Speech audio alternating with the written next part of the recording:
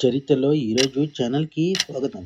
1947వ సంవత్సరంలో భారత్ స్వాతంత్ర్యం పొందింది. కానీ స్వాతంత్ర్యం మాత్రమే సరిపోలేదు. దేశాన్ని నడిపించే ఒక న్యాయబద్ధమైన పునాది కావాలి.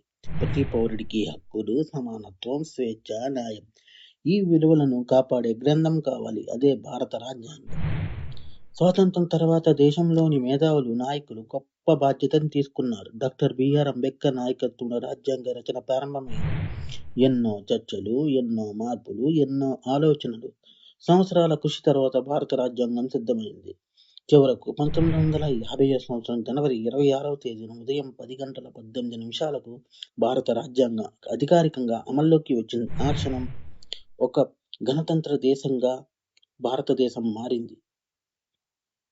ప్రజలే పరిపాలనకు కేంద్ర బిందువులయ్యారు. రాజ్యాంగం చెబుతుంది అందరూ సమానులు.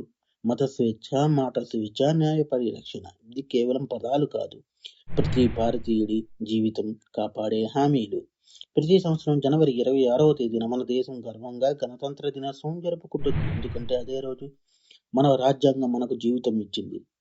1950వ సంవత్సరం జనవరి 26వ తేదీన ఉదయం 10 గంటల 18 నిమిషాలకు ఆ క్షణం నుంచి భారతదేశం ప్రజల దేశంగా, ప్రజల చేత, ప్రజల కోసం నడిచే దేశంగా మారింది. రాజ్యాంగం భారత ప్రజాస్వామ్య హృదయం. మా కంటెంట్ మీకు నచ్చినట్లయితే లైక్ చేయండి, షేర్ చేయండి, సబ్స్క్రైబ్ చేయండి.